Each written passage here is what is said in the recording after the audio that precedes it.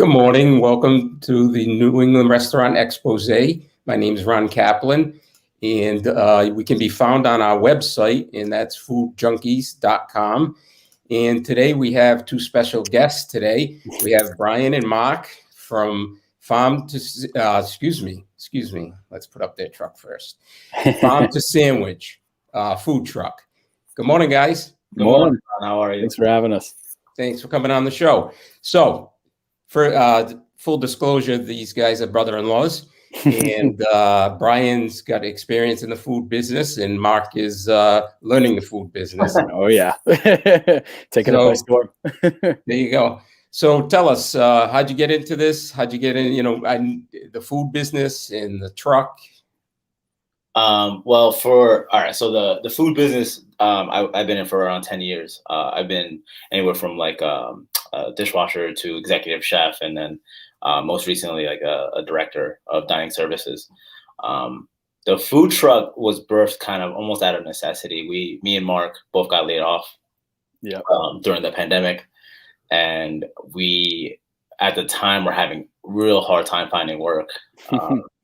And as a chef, it's hard for me to kind of put myself into a position where I know I'm not gonna be happy cooking. So we've been joking around for a while, like, hey, we should start a food truck one day and like make burgers or make hot dogs or something. So then I called up Mark one day and he said, hey, I'm working on a business plan. Are you interested? And he said yes. And then should have asked my wife before I said yes, but she was okay with it. A couple months later, we had the business plan done and the food truck purchased, and we're ready to roll. Yeah, nice. And talk to us a little bit about the truck. Food trucks are a lot different today than you got a new driver. Keeping it alive. So when people think of food trucks, years ago, you throw hot dogs on the grill top, and today it's much more sophisticated. You're working out of a commissary, I take it, and tell us about what the prep goes into this. It's not just putting stuff on a grill top and throwing fries in the fryer later. There's a lot involved. Yeah. So from a food perspective, especially coming from my background, early on, I started on as a upscale, like fine dining. And most times you go to a restaurant that way and you get a simple plate with like 3 or 4 items. And most people don't understand that those items take anywhere between 3, 4, 5 days to make, whether or not it's a fermented bean or marinated or something roasted, So all of our food, when we created this menu, we wanted to make sure that our food has a purpose and it tastes delicious and there's actual kind of meaning behind it. So with that, there's a lot of prep entailed with it. So a lot of our knife skills and knife work is very kind of sharp, and we have to make sure the presentation is very nice. All of our proteins are marinated and brined for like 2 days before it even touches an oven. And then before it even hits the grill. So we do all that work at Ocean State Commissaries, where we are currently in Cranston. We make sure all that food is done and presentable too, because most people now expect way more from a food truck than your average kind of like, not to talk down on any of those hot dog carts or anything like that. Those are still killing it, still doing great. Fan of those guys. but there's definitely a lot more higher expectations for food now. And if you're starting a new food truck, new business, and you want to make yourself known, you have to deliver. So more work is entailed. Yeah. And then like one thing that I've noticed too is just consistency. Especially with like our fried chicken, people love it. So making sure that we're seasoning it the right way, putting the buttermilk, everything. We follow our consistency to a T, making sure everything looks the same. You guys are literally making from scratch. Fried chicken. Yeah, our sandwiches are all from scratch. We very rarely purchase anything that like our Mark makes barbecue sauce, which is amazing. If any of you guys like barbecue sauce, Mark makes the best barbecue sauce. We make homemade ranch. We don't buy ranch. A lot of our sauces, our ají verde, our sun-dried pestos. Sauce, never comes from a can. We make that from scratch. Most people won't even really notice, but it's kind of the way we have a relationship with the food. If we're going to spend a lot of effort and time making, the protein important, and then all of the accompaniments have to also be taken care of as well. So Yep. yeah, not putting lipstick on a pig kind of thing. Are the same licenses you need for a restaurant basically the same? Not talking about truck registration and stuff, but as far as health department, things like that. Yeah. So when we first started, we had to go through the whole licensure process and the health department process. Also, there's a format. Rhode Island's actually very nice, and the uniformity for all of the whole state. So most food trucks have to go through the same process. So you can be assured that a food truck in Providence is going to be held to the same standard as a food truck, in anywhere else in the state. So that's pretty good. Yeah. So temperatures are super important. Holding temperatures of what items are cooked. Storage. One things that most restaurants don't have to deal with is transportation because they're stagnant, so they don't have to worry about being unplugged. So we ensure that our food is always constantly at the right appropriate temperatures. So even when we're in transit to a place, because that's the last thing you want. So yeah, those long trips to like Newport, things like that, gotta be prepared with ice, everything. Cooled everything down. We have chest freezer. We put everything into in transport. Keeps everything in temp. Yeah. And does the health department ever come and want to get in the truck and check? So far they haven't. So far, so good. I'm assuming, just because of the pandemic, but it was expressed to us that they would when we got our license. So they did a walkthrough of our truck and make sure, we had hot water and we had the proper, equipment, like restaurant grade equipment that, is going to hold up, and keep the food safe. So we had, when they walked through, they expressed to us that they would be coming back in the future when we're out. So far not yet, but we're expecting them anytime. That's kind of what you have to do. So anytime you're on the truck, you always have to expect that there can be a visitor from the state or the health inspector. So you always have to be on your A game. Hold that standard. Yeah, and that's kind of a gift I got from corporate cooking because when I was there, we got inspected 4 times a month. So we always had to be on top of our game. Yeah. So that's something that I had no idea what to expect going into this. So there's so many little details that you got to be on top of that. We definitely take the measures to do that. It's a lot to learn. It's a lot. Especially making everything from scratch. So are you out there 7 days a week? Right now we're not in the winter. It's just because it's cold and it's freezing. A lot of the demand isn't super there right now. So we make sure we're out as much as we can. Obviously with the prep time that we need between like purchasing and marinating and executing. So there's a window of time that we have to be closed just because the food takes a while to make. So we are most often Thursday through Sunday. Thursdays we're usually at the bridge, and then on Fridays through Sundays we're typically popping up either breweries or other local businesses around the area, and we keep a posted schedule on our website so people can find us. Yeah. And give us some other locations you go to, like you mentioned Newport and. Yeah, we've been a couple of places in Newport with some breweries there. We've been to Bristol during the season when we first opened. We were doing a lot of like markets in the morning. So we were the Tuxedo Village. Yeah, that was a great place. And awesome. that was just a food area. It was more for small businesses in general. So we had a lot of people doing like markets and stuff. And we were the truck there. It was a good place to find a lot of local ingredients as well, like honey, hot sauce, barbecue sauces, things like that. So we try to incorporate them into our menu also, and advertise for them too. Yeah, exactly. So every time we're at a place, and if they have an item that we can share with the rest of our clients, we definitely do it.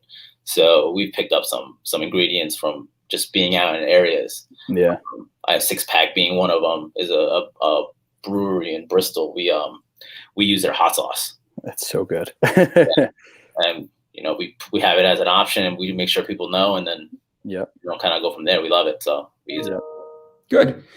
All right, we're going to take a quick break, and we're with Brian and Mark from Farm to Sandwich Food Truck, and we'll be back in 30 seconds. Thanks.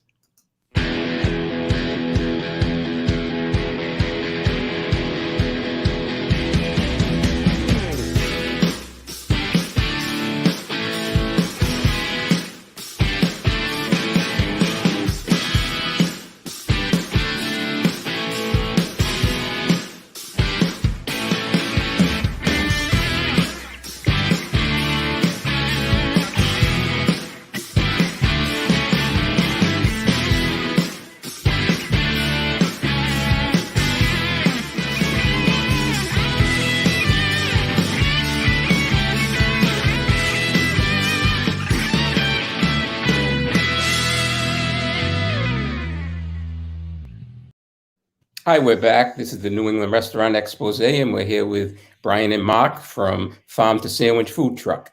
So, guys, let me ask you a question. Can I just go park my food truck someplace it'll fit on the street in a nice area? Yeah, sure. If you want, you can do anything you want. And so, You're just probably not going to be there for long. Yeah. We there in Providence, being where we're usually located, there's zoning laws like anywhere else. Obviously, being as mobile as we are, we could be considered competition for a lot of like brick and mortars. So we have to make sure that we're giving them their space. We wouldn't park down on Atwell's, or we wouldn't park on up on Thayer, because just so many restaurants. We have to make sure that we're in an area that's not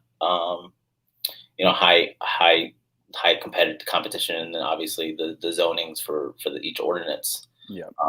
And that's expressed to you when we get our licenses. Yeah. do you have to buy a permit for each town? Yeah. Yep. Oh, Yeah. so you're going to buy a permit for every town. I know Newport, for the first time in a long time, gave out a 25 truck and food cart. And I think their rule is 500 feet away. You have to stay 500 feet away from brick and mortar. Yeah. Yep. And each ordinance, each city is a little bit different, but Yeah. that's kind of the most in Rhode Island so far, 500 feet. Yeah. Just Providence is there. 200, and then anywhere near like the Dunkin' Donuts Center, whenever there's an event going on, you can't be near there. Yeah. So Which is fair. yeah. Fair. There's a lot of stakes in a Newport restaurant for sure. Yeah. And having a food truck there is definitely different for them. So we have to make sure we respect their community and stuff. All that foot traffic. Yeah. Good. All right, let's get into some of the food. Oh, cool. Yeah. Oh yeah, it's a vegetarian. Yep. That's Vegetarian. vegetarian. Yeah. So that one was a smoked vegetable sandwich. We take seasonal veg and we smoke it, usually a cold smoke process, with arugula, and we make a sun-dried tomato pesto for that.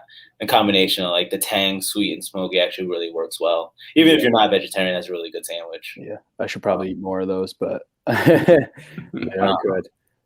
Mark can explain this one a little bit. Yep. So this was our Thanksgiving special. So this was the turkey that we used for the Mark special. Brine for a couple days, oven roasted, really nice and juicy and sweet. There on the bottom there, it's a sriracha cranberry sauce, so a little spicy, a little sweet. We also had confit sweet potato on there, and arugula as well. Yeah, there's a lot of work put in that sandwich. Yeah, that sandwich took a while. And I had a couple of days explaining to Mark how to confit something. Yeah, I don't know what I'm doing. So these sandwiches aren't pre-made, so somebody comes up and orders a few of these, it takes some time. Yeah. Most of our customers are understanding of that. Our steak, it's not like chopped steak. It's a full portion of Terrace Major, like you can get at a restaurant. And it takes time to cook. We take temps as well sometimes. Sometimes people want it medium rare, and we give it to them. We have to make sure our customers are taken care of. So yeah, it takes a while. The longest probably thing that will take on our menus sometimes is our ribbon fries. Yeah. Oh, really? Yeah, they're cut fresh, so they're raw potatoes when we put them into the fryer. So they're not blanched or frozen or anything like that. We have them in water, and then they go into the fryer, so they take a little bit longer, but we keep up with them for as much. Yeah, so ribbon fries, that's our Nard dog. That's the steak. This Nard dog, this sandwich is named after our father-in-law, actually, who his name is Len. We call him Nard dog as a joke. And he's helped out. He's helped out a lot with the food truck, getting us started and stuff like that. So we paid homage to him. Yeah. Smoked Terrace Major steak, chimichurri sauce, bed of arugula, and then we use frites, like little French fried shoestring potatoes. Those are for texture. So it's a really good bite. So you get crunchy, savory, tang. Yep. That chimichurri is great.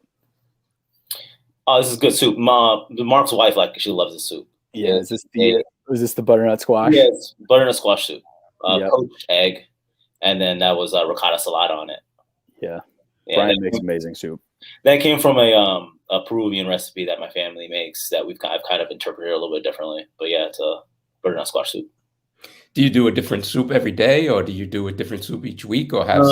Soups are something that comes with like our moods and our like it is outside. Honestly, right now with seasonality, it's hard to make a lot of soup. So it's a lot of like kind of pureed soup.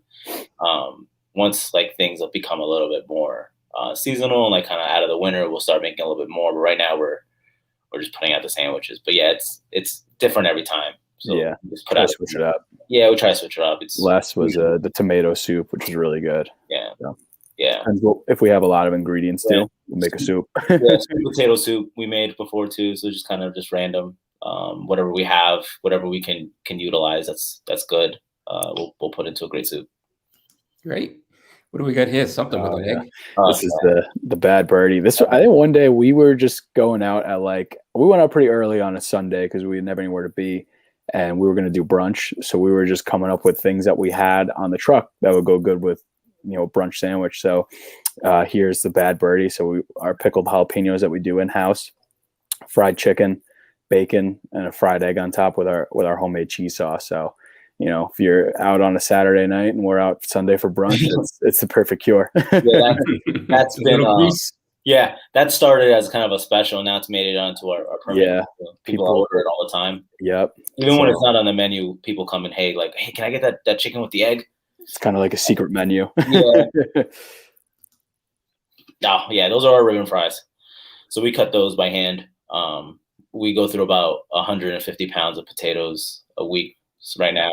All of it going towards those little curly things. Texturally, they're good. They're crunchy. And towards some of the middle ones, they have a soft in the middle like fries too. So it's a good texture thing too. Panini. That's the Cubano. That's the Cubano we did for the Super Bowl special. Tampa Bay. So that makes it a little bit different. We use the Genoa salami added to it. Classic Cuban. Yeah, pressed down on the truck. So that was really good too. That's fun. Nice. Oh, this one was good. This was actually kind of an interpretation of a Z-Man sandwich. It's a big in Kansas City. This is another Super Bowl special sandwich that we made. Burnt and smoked brisket, which we did from scratch, which was really fun. And onion rings, which we hand battered. And then Mark's awesome barbecue sauce there. So some provolone. Yeah. Where were you for the Super Bowl? Were you out? Yeah, we were at Pinewoods Brewery. Rough weather that day. It was snowing like crazy, and we had a couple of pre-orders for those sandwiches, and we wanted to make sure we got those to them. So we went out for a couple of hours. We made sure all our pre-orders were set, and then we went back home. Yeah, we couldn't disappoint our number one guy, David. He's the biggest supporter of us. So we got to make sure him and his son are fed. Good. That's a Bad Birdie again. Yeah, that's the Bad Birdie again. Yeah. What do we got here? CBR. That's the classic bacon ranch. Chicken bacon ranch loaded ribbon fry. So our ribbon fries, people love them. So we were finding different ways to incorporate them in the menu. We made some ranch, made some barbecue sauce, made some buffalo sauce, came up with a whole new loaded ribbon fry menu. So this is the chicken bacon ranch. So you got the fried chicken from like the What a Babe chopped up in there, our homemade ranch and chopped bacon as well. Yeah. Oh, the beast. Yeah. This is the beast. This is the top seller. This is actually one of our kind of like this is what kind of got us kind of a little bit famous. We were playing around and thinking about like the birria and LA style tacos that are super popular right now. Obviously taco is not a sandwich, and me and Mark have a strong kind of scale what we're going to put on our menu. And if it doesn't make sense, it's not going on the menu. And if it's not a sandwich, we're not putting it, on our permanent menu. So tacos are while they are delicious, they're not sandwiches. So we decided to make a birria style taco sandwich. So what we did here is this is 2 cuts of braised beef that we make in a guajillo chili consomme that we braise for a few hours, like 4 hours. And then we shred it apart, chop it up with mozzarella, and then do that garnish with cilantro and onions. And the bread gets toasted in some of that chili oil. So it gets pressed down. And we serve it with that consomme for dipping. So it's kind of like a Mexican style French dip. But it is a very flavorful sandwich, has like a lot of pits to it. Looks like a one, heavy too. sandwich. Yeah, Yeah, that fills you up. it's a big one. It's like almost 10 ounces of beef into it. So that's where all our time on Wednesday goes. that was a big one. Yeah, that's a lot of prep into that one, but it's worth Great. it. All right, we're going to take another commercial break. We're with Brian and Mark with Farm to Sandwich Food Truck, and we'll be right back. And I'm Ron from the New England Restaurant Expose. We'll be right back in 30 seconds.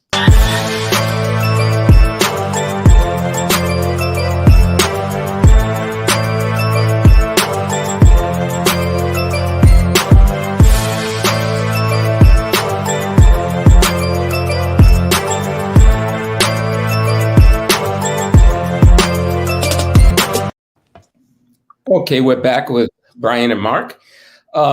Question, guys, and I don't want you to give all your trade secrets away, but if I wanted to start a food truck business, and I know you guys in Rhode Island are all community, and what would I, the normal business plan, things like that, but, what are the steps you really have to go through with the most important things if I did want to do that? You gotta do a lot of research, and get a really good solid concept down. Once you figure out your concept and what you want to sell, and kind of focus on that, and make sure you don't overwhelm yourself. A lot of homework on where you're going to be, what licenses, and what you're going to have to do as far as getting out on the road before even buying the truck is super important. Yeah, and then even when you're looking for a truck, make sure it's up to code for the state that you're going to be selling in. Yeah. Each state has different regulations, whether it's fire suppression, what you need on the truck for cooking, things like that. So we spent like a month and a half doing our business plan, researching. If you buy a truck from the South, it could be up to a completely different standard than what you need for Rhode Island. So that's not what you want to do. Quick question. So from start to finish, when you called Mark up and said, listen, I'm doing this, I got a business plan, till your first day out there selling food. And it must be quite a challenge knowing how much to put on the truck for the first event. Yeah. So luckily me and Mark weren't employed, so we had a lot of time to work on the business plan. I think June was it, I called Mark. Yeah, late June, we started working on the plan. July, we bought the truck. Took me about 4 trips to the DMV to get it registered, kept getting sent away, figured out what I needed for them. And then we were able to move it to the commissary and start working. Our first event, when we went out in September, we had no idea how much food we were going to sell. We kind of tried to get an estimate of how many reservations they had, but they didn't know. So we were like, okay, we brought enough food for about 100 people, and we sold just about that. We didn't have enough ribbon fries. No. What do we have? 5 pounds of potatoes? We had a 5-pound bag of potatoes. No one's going to order it. And we sold that in 10 minutes. Yeah. So that was fun. We also forgot our cutting boards and things like that. So first day jitters were there. Yeah, for sure. Do you do house parties or weddings or any kind of venues? Yeah, we definitely cater. We have a whole catering part on our website, so people can go check that out and make sure you can get a quote from us or information. So far, we've done a lot of office parties, and we've done apartment parties for people for apartment buildings who want to kind of celebrate their residents. We actually just developed a new menu for a little bit more of a nicer event, like a wedding or kind of a anniversary or so. So we're gonna be doing more plated things and hors d'oeuvres. Yeah. And for a house party or something, would you just bring the truck and park the truck out there, and the people you know what they wanted anyways? Yeah, it depends. It depends on what the customer wants. We've done open the window and we just kind of vend how we would on the street. People kind of like that vibe, come and order and then wait and then get their food. Or people who are a little bit more rushed, they want everything ready to go. They tell us, this person wants this, and we'll put a sticker on the box with the name, the ID, the food item, all ready to go. So even if there's allergies in there, we accommodate to basically whatever anybody needs for catering. So we're always open to suggestions too. We always bring the truck because that's kind of the whole food truck point. Yeah. they like it. We also couldn't get the food there any other way. So if I know you're going to be on the pedestrian bridge on Wednesday, can I call ahead and have a sandwich pre-ordered for a time to pick it up? We actually have online ordering, so we found that to be the best way to kind of get our food pre-ordered or ordered in general. So on our website, again, you can order online. Our full menu's there, and you can order for down the line up to a couple weeks out, I guess. If you So you guys are in the truck, and I order online. It's coming right to your inbox. Yeah, right to my ticket. No, it comes to our printer, so the Prints ticket right out. We pop up the ticket has the time, the date, any notes the person has, when they're gonna pick it up, so they can pick it up, later in the afternoon. It also we avoid mistakes and stuff like that because it does get busy on the truck. So having to pick up the phone and write down an order while we're cooking can kind of be a little cumbersome. So we try to make it as easy as possible for people. Yeah. Great.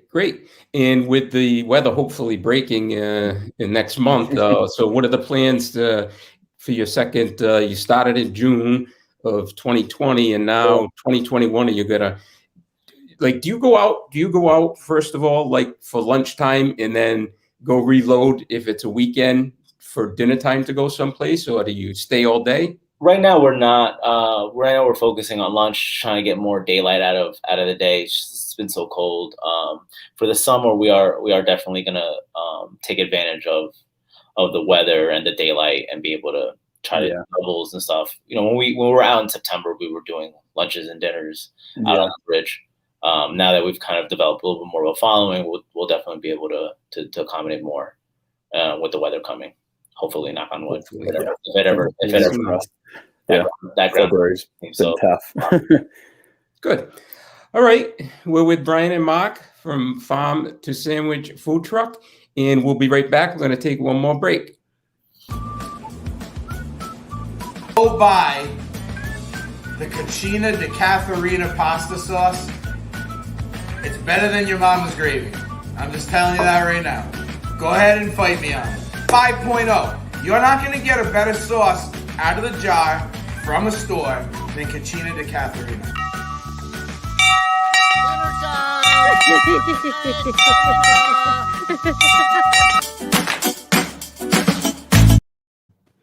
Okay, we're back. That's Ron Robert, and he's my partner. He owns the sports fan base network of Rhode Island, and he does the Roadie Takeout Report, and that was one of his Roadie Takeout reports, and does a nice job. Also, I'd like to throw in there, next week's guest is the Matunic Oyster Bar, and the week after, we have Culinary Affair, just redid their restaurant on Oakland Avenue. Is doing a great job there, whole new build out. So we're back with Brian and Mark. Anything else you'd like to tell us? You got the website. You go on the website. I can pre-order.